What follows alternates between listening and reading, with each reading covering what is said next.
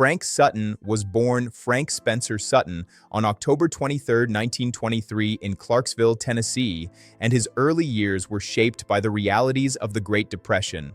Growing up in a modest household, he learned resilience at a young age, developing a strong work ethic and a determination that would define his life. Even as a teenager, Sutton showed a natural pull toward acting, participating in school productions and local theater whenever opportunities arose. Performance became more than a pastime. It was an outlet for expression and ambition during uncertain times. After graduating from East Nashville High School, he pursued formal training at Columbia University in New York City, majoring in drama. Excelling academically, Sutton proved he was serious about mastering his craft. These formative years laid the foundation for a career built on discipline, preparation, and a deep respect for storytelling. War, service, and a defining chapter. Like many men of his generation, Frank Sutton's life was profoundly shaped by World War II. After the attack on Pearl Harbor, he attempted to enlist in the U.S. Marine Corps, but was turned away due to colorblindness. Refusing to stay on the sidelines, he joined the U.S. Army and served honorably in the Pacific Theater. As a member of the 293rd Joint Assault Signal Company, Sutton participated in numerous amphibious landings, including major operations in the Philippines. Rising to the rank of sergeant, he earned the respect of fellow soldiers through discipline and courage. His wartime experiences instilled in him a lasting sense of duty and realism that later influenced his acting. The structure, authority, and emotional restraint he observed during service would later emerge as defining traits in his most famous on-screen roles. Building a career after the war. Following his military discharge, Sutton returned to civilian life with renewed focus and maturity. He resumed acting through theater, television, and film, steadily building a reputation as a dependable character actor.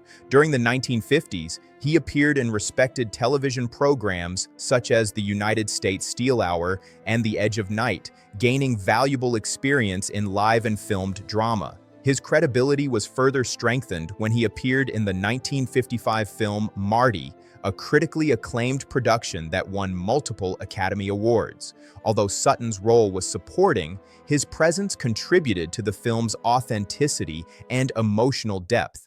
These years were marked by persistence rather than instant fame. But Sutton's consistency and professionalism earned him admiration within the industry and positioned him for a breakthrough that would soon define his legacy. Sergeant Vince Carter and television immortality. Frank Sutton's defining moment came in the 1960s when he was cast as Sergeant Vince Carter on Gomer Pyle USMC. The role transformed him into a household name. Playing opposite Jim Nabors, Sutton embodied the tough, booming drill instructor whose strict exterior masked loyalty and unexpected warmth. Their chemistry became the heart of the show, balancing humor with humanity. Sutton's performance stood out because it felt real, shaped by his own military background and understanding of authority. Audiences responded not just to the laughs, but to the authenticity he brought to the character. The series ran for 5 successful seasons and became a cultural touchstone.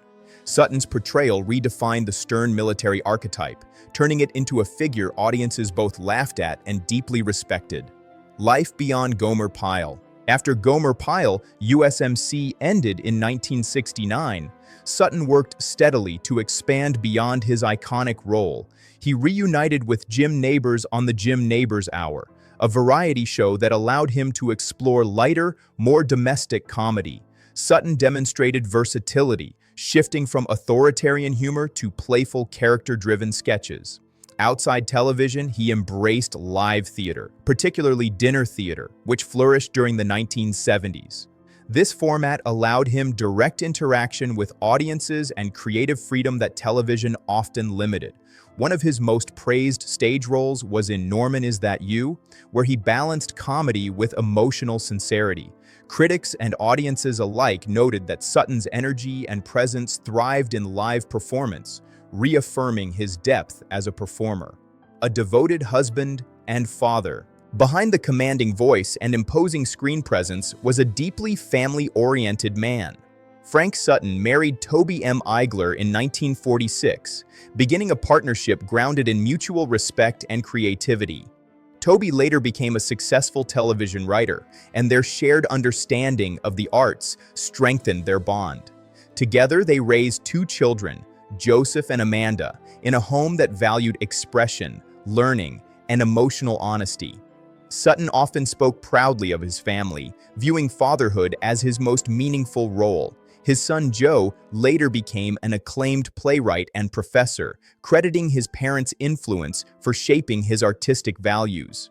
Despite demanding work schedules, Sutton prioritized family life, finding grounding and identity in his role as a husband and father rather than solely as a public figure. The sudden loss that shocked fans. Frank Sutton's death on June 28, 1974, stunned audiences and colleagues alike. At just 50 years old, he collapsed from a heart attack in his dressing room in Shreveport, Louisiana, moments before a stage performance.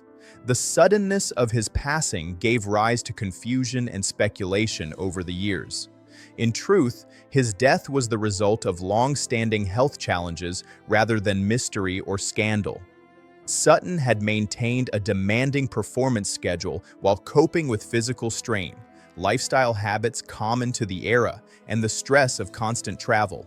To the public, he appeared energetic and unshakable, but privately, his body had been under immense pressure. His passing revealed the quiet toll of relentless work and unaddressed health concerns. What the truth finally reveals. With time and clearer documentation, the circumstances surrounding Sutton's death have become better understood. Medical advice had warned him to slow down and prioritize his health, but like many performers of his generation, Sutton felt obligated to keep working. The belief that rest-equaled weakness was deeply ingrained. His desire to redefine himself beyond his most famous role pushed him into physically demanding stage work with little recovery time. There was no hidden scandal, only a tragic convergence of dedication, exhaustion, and ignored warning signs. In hindsight, his death was likely preventable, making the loss even more painful for those who loved him. The truth is not sensational, but sobering. Sutton gave everything to his craft, sometimes at the cost of listening to his own limits. Legacy, lessons, and lasting respect. Frank Sutton's legacy endures not only through laughter, but through respect for his professionalism, integrity, and humanity. He is remembered as an actor who brought depth to comedy and dignity to authority. More importantly, his story serves as a reminder that strength does not mean silence, and dedication should never require self-neglect. Sutton's life highlights the importance of balance, especially for those driven to give their best to others.